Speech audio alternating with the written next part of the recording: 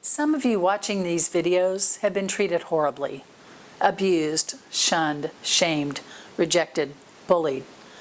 Many just because you may be gay or lesbian, bisexual, transgender, queer, or questioning. And people do this as they tell you they love you. Does that feel like love to you? Christianity has been used in many ways throughout history to support slavery, to demean women, to abuse children, to oppress LGBTQ people, to empower the powerful, and to keep the powerless in line. None of this even remotely comes close to the gospel Jesus modeled and gave us. We forget that the gospel is about love.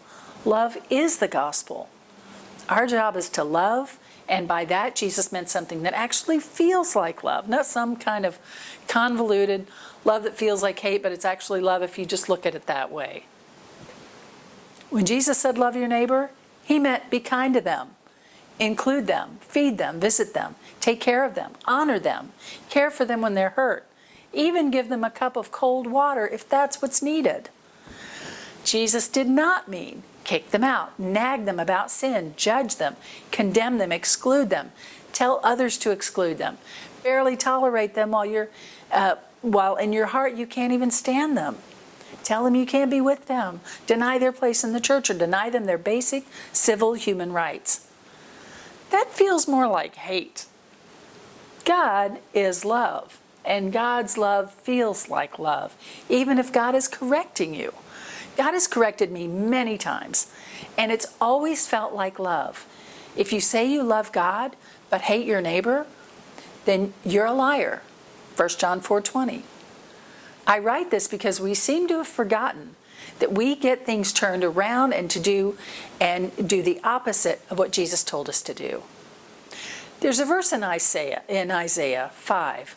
It says, "What sorrow for those who say that evil is good and good is evil, and that dark is light and light is dark, that bitter is sweet and sweet is bitter.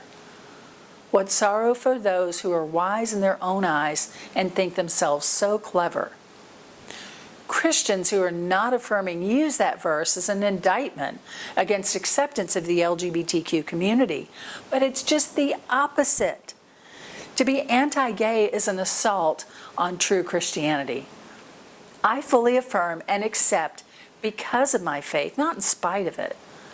Many religious leaders today are calling innocent children evil because they express a sexual orientation or gender identity that those leaders don't understand. Those religious leaders are acting in an evil, unholy way. They judge these children and tell their parents to kick them out of their homes, condemning them to life on the street, subjected to sex traffickers and drugs and rapists and other terrors. That is evil. Remember, Jesus never condemned the regular person just doing the best they could to get by.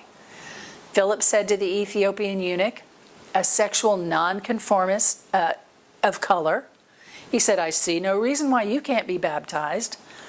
Jesus soundly condemned religious leaders who shut the door of the kingdom of heaven in people's faces. We need to see all Scripture through the lens of love, or we miss the whole point. And it's the one on the receiving end who gets to say if your actions toward them feel like love or hate. Jesus made it clear and simple. Love God, love others. Everything else will line up under that. And it will be love that feels like love. We have extensive resources and vibrant community for you. Just connect with me at freedhearts.org. Above all else, love. You are beloved.